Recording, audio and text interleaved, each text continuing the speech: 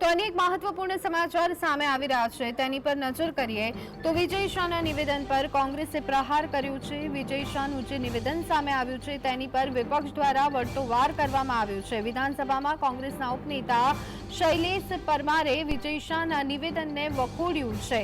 કોઈપણ વ્યક્તિને પ્રજા ચૂંટે છે તે પ્રજાનું પ્રતિનિધિ બને છે તેવું નિવેદન શૈલેષ પરમાર તરફથી આપવામાં આવ્યું છે। સાથે જ કહ્યું છે કે સરકારી ગ્રાન્ટ તમામ પ્રજાની હોય છે।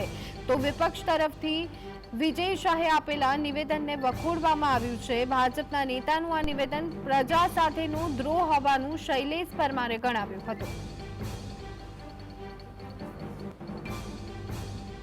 ધારાસભ્ય ચૂંટાયેલા હોય છે અને ધારાસભ્ય પોતાની ગ્રાન્ટો પોતાના વિસ્તારમાં વાપરે છે, પણ એ ઉપરાંત પણ સરકારી ગ્રાન્ટો જે વાપરે છે એ પ્રજાના નાણાં ટ્રસ્ટો માટે જ વાપરતા હોય છે। હું આ બાબતને ખૂબ જ દુઃખદ છું। તો વડોદરાના ભાજપના નેતા વિજય શાહે પોતાનો અસલી રંગ દેખાડ્યો છે। તેઓએ જાહેર મંચ પરથી એવું નિવેદન કર્યું કે જે વિસ્તારમાંથી ભારતીય જનતા પાર્ટીને વોટ નથી મળતા તે વિસ્તારમાં વિકાસના કામો કરવા માટે ગ્રાન્ટ વાપરતા પહેલા વિચાર કરવો જોઈએ।